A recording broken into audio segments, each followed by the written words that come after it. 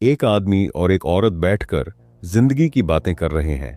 अचानक पीछे से एक तीसरा हाथ दिखाई देता है। औरत घबरा जाती है, लेकिन वह हाथ तुरंत पीछे खिंच जाता है। कुछ देर बाद जब दोनों फिर बातचीत करने लगते हैं, तो वही हाथ फिर से धीरे धीरे आगे बढ़ता है। अब औरत को कुछ अजीब महसूस होता है। वह आंखें खोलती है और सामने दीवार पर खून जैसे डरावने निशान देखती है।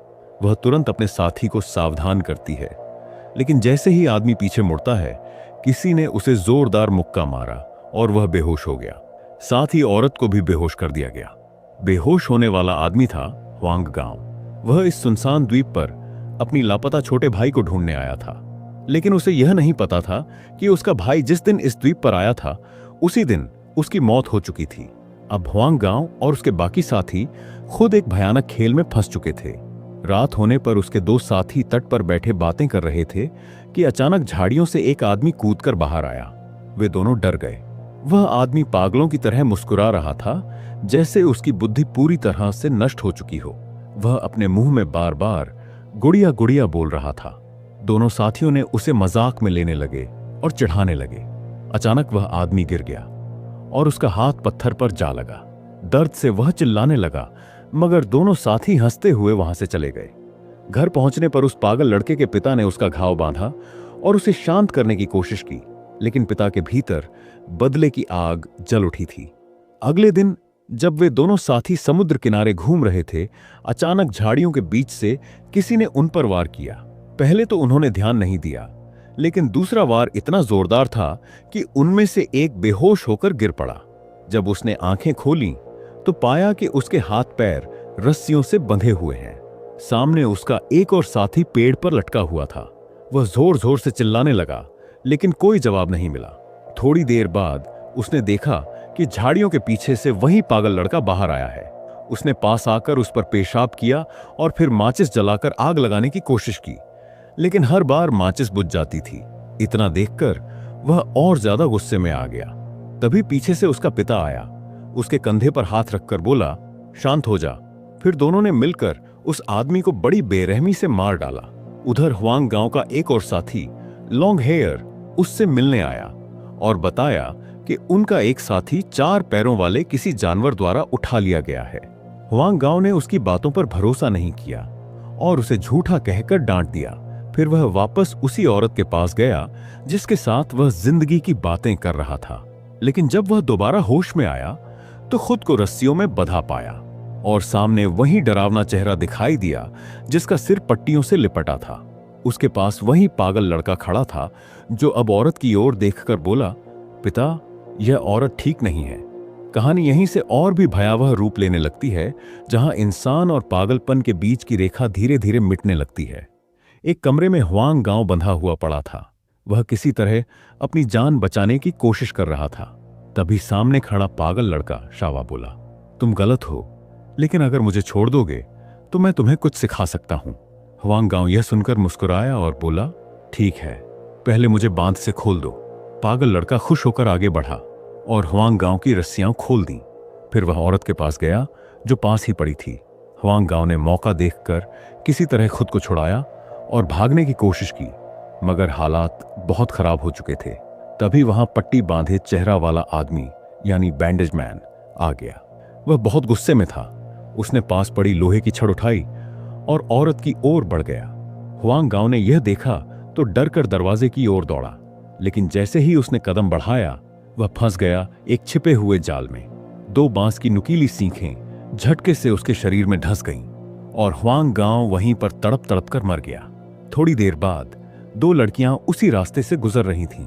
अचानक उनकी नजर जमीन पर पड़ी एक लोहे की हांडी पर पड़ी जो गिर गई थी, और जब उन्होंने आगे देखा तो वहां हुआंग गांव की लाश पड़ी थी। दोनों सदमे में आ गईं। उसी समय उनमें से एक लड़की को पीछे से किसी ने पकड़ लिया। वह बैंडेज मैन था जो उसे उठाकर झाड़ियों में ले गया।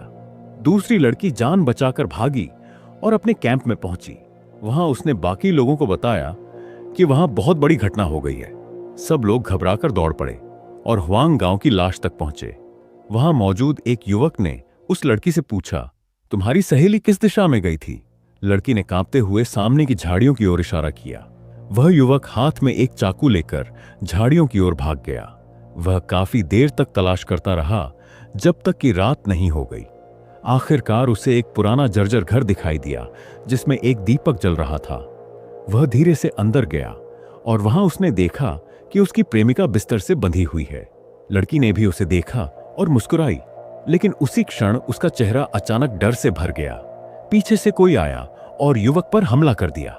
वह संभल भी नहीं पाया और बुरी तरह पिट गया। उसने पास पड़ी चाकू उठाई, लेकिन जैसे ही वार करने की कोशिश की, हमलावर ने उसे लात मारकर दीवार से दे मारा और उसका गला पकड़ लिया। कुछ ही पलों में युवक की सांसें थम गईं। उसकी मौत के बाद वहां मौजूद बाकी लोग भयभीत हो गए। उनमें से एक, लॉन्ग हेयर, पुलिस को फोन करना चाहता था, लेकिन जब उसने जेब टटोली तो उसका फोन गायब था। वह उसे ढूंढने बाहर गया, लेकिन जैसे ही उसने फोन उठाया, पीछे से बैंडेज मैन आया और सीधे उसकी छाती में चाकू घोंप दिया। उसकी मौत का दृश्य कुछ लोगों ने झाड़ियों के पीछे से देखा। डर के मारे वे चारों भागने लगे।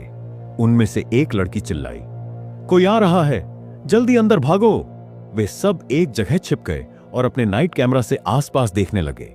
अचानक कैमरे की स्क्रीन पर किसी के बड़े और भारी पैर दिखे। वे सब डर से सांस रोके बैठे रहे। सौभाग्य से बैंडेज मैन ने उन्हें नहीं देखा और दूसरी दिशा में चला गया। लेकिन तभी उनमें से एक लड़की कैमरे में उसका चेहरा देख लेती है। वह इतनी जोर से चिल्लाती है कि बैंडेज मैन आवाज सुनकर वापस लौट आता है। अब मौत उनके और करीब आ चुकी थी। तभी कैमरा पकड़े हुए एक लड़का खड़ा हो गया और बार बार फ्लैश लाइट जलाने लगा ताकि हमलावर की आंखें चौंधिया जाएं। इस मौके का फायदा उठाकर वे सब भाग निकले, जंगल की अंधेरी राहों में बिना पीछे मुड़े दौड़ते हुए। उसी वक्त दूसरी तरफ पागल लड़का शावा एक लड़की को बांध रहा था, लेकिन तभी बैंडेज मैन वहां आ पहुंचा और दोनों के बीच एक और खूनी टकराव शुरू हो गया। कहते हैं एक छोटी बालों वाली लड़की से प्यार करने लगता है, लेकिन तभी वहां आता है एक हिंसक हत्यारा जो बंधी पट्टी पहने हुए है और सबको बेरहमी से मार रहा है। लड़की उस हत्यारे से दया की भीख मांगती है, पर वह कुछ नहीं सुनता और उसे भी मार देता है। दूसरी ओर 4 लोग किसी तरह बच निकलते हैं। डर के कारण उनमें झगड़ा हो जाता है। एक लड़की गुस्से में अपने साथी को कोसती है कि उसने उन्हें इस मुसीबत में फंसा दिया। भागते भागते एक लड़की घायल हो जाती है।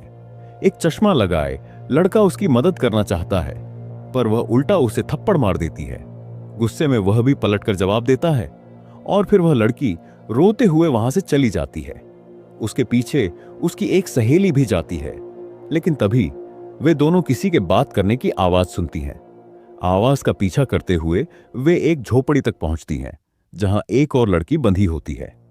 वह अपनी चालाकी से उस भोले लड़के को बहकाती है, कहती है कि उसे गेंद से खेलना है। वह गेंद दरवाजे की ओर मार देती है और जब लड़का गेंद लेने बाहर जाता है तो बाकी लोग उसे छुड़ाने की कोशिश करते हैं, मगर तभी चश्मे वाला लड़का एक जाल में फंस जाता है और अपने साथी के साथ वहीं मर जाता है। अब बाकी तीनों, पीले बाल वाला लड़का यानी हुआंग माओ और 2 लड़कियां अकेले रह जाते हैं। वो सब मिलकर सोचते हैं कि इस हत्यारे को कैसे मारा जाए। वे एक चालाक जाल तैयार करते हैं, टेंट की पोल, रस्सी और पत्थरों से। फिर वे एक रिकॉर्डर चलाकर हत्यारे को आवाज से बुलाते हैं। हत्यारा आता है, जाल के पास पहुंचता है और अचानक फंस जाता है।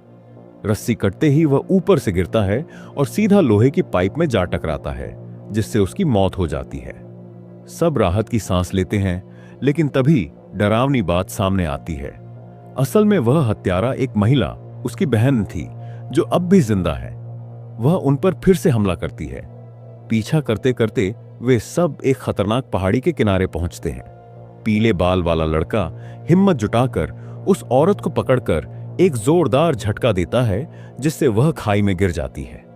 लड़का और उसकी प्रेमिका किसी तरह बच जाते हैं और राहत महसूस करते हैं। लेकिन आखिरी दृश्य में जब वे नाव में बैठकर लौट रहे होते हैं, पानी के नीचे एक डरावना साया दिखाई देता है। वही खाई में गिरी हत्यारी औरत अब जिंदा है।